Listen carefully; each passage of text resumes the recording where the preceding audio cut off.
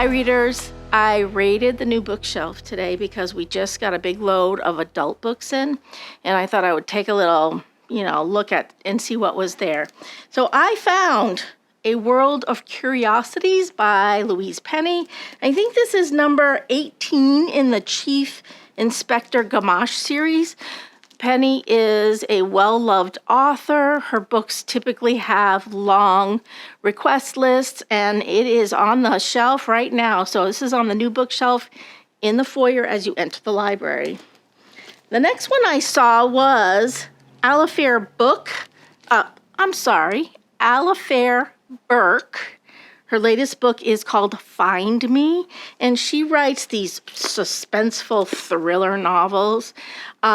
She comes from a family of writers, but her book is on the new bookshelf. It just got there, so come and take a look for it.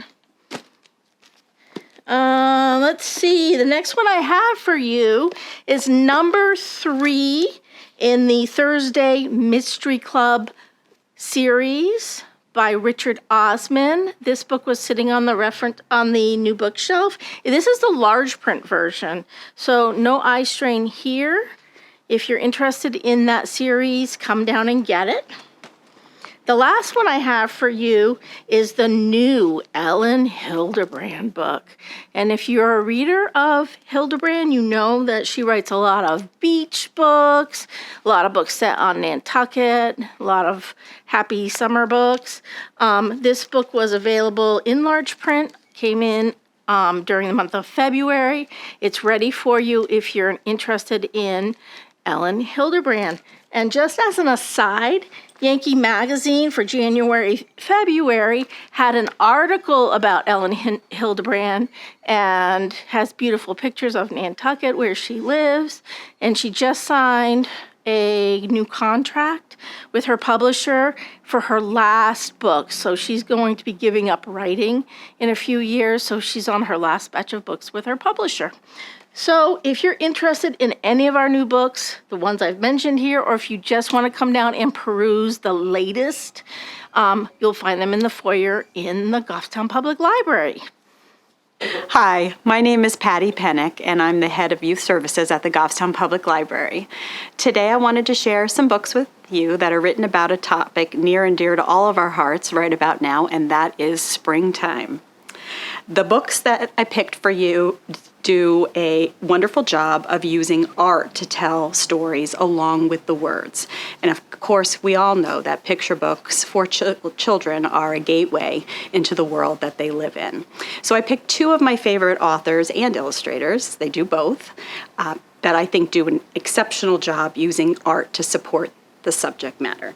The first one is Lois Ehlert. And this is just one of her books that I love and I use at storytime all the time when I'm reading, mostly in the spring, about gardening. It's called Planting a Rainbow. And just to give you a quick little idea of what the artwork looks like, it's sort of a collage type of look to it. Very bright, very colorful, very clear what we're talking about, flowers. How the bulbs exist underground where we can't see them, to give kids the idea of what's happening below. All of Lois Ehlert's books are similar in nature in terms of how she uses art and the type of method that she uses. I just can't say enough good things about all of her books. The second artist, little different approach with the art, and a more current writer and illustrator. Her name is April Pulley Sayre, and this is one example of her books. Different to Lois Ehlert, her pictures, her art takes on a very realistic, real photographic kind of approach. So let's see if I can find some of my favorite pages. Okay, so this page shows insects on a flower or a leaf, and you can actually see, I'm not sure you'll be able to see on your TV, but I can see there are little tiny drops of water on that insect. Here's a furry little something. You could almost feel like if you touch it, you could feel the fur on that insect. Here you can see the rings in the water that the raindrops make. And looking at this picture, again, I'm not sure how much you can see on your TV screen, you can almost get a sense of how slimy that might feel with the rain and the wet. So that's one of them. It's called Raindrops. The other one, also by April, is called Bloom Bloom. And as you might expect, this one focuses more on flowers. One of my favorite things about spring. Here there's a little bunny rabbit, and again, so realistic looking. I feel like I can touch that little bunny. So I love to use these types of art-heavy pictures in our story times regarding spring with our little people in the children's room. I invite you to come in and check them out yourself. Hi everyone, Liz here from Adult Services. Now, the weather's getting warmer, spring is almost here, and I don't know about you, but I'm thinking a lot about my next vacation. So, in talking about places you might like to travel, do I have the book for you? It's River of the Gods, Genius, Courage, and Betrayal in Search of the Source of the Nile by Candace Millard.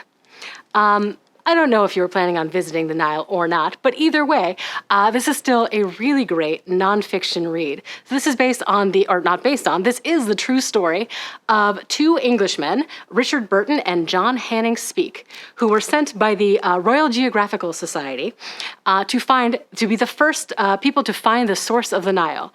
I say first people, I mean other than the people who lived there all their lives and knew where it was. So really, we're talking about the first Englishmen to find the source of the Nile. And what makes this such a great story is that these are two very, very different men. You have Richard Burton, who is your seasoned explorer, who can speak all the languages and has been all the places.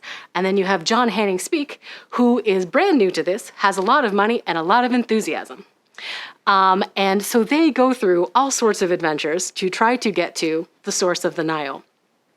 At one point, Richard Burton becomes sick, John Hanning Speke goes forward, and when they end back up in England, boy, do they have very different tales to tell of what happened.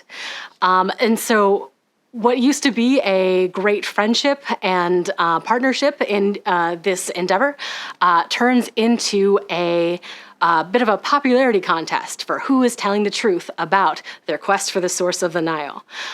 This is a very fun, sort of a swashbuckling adventure.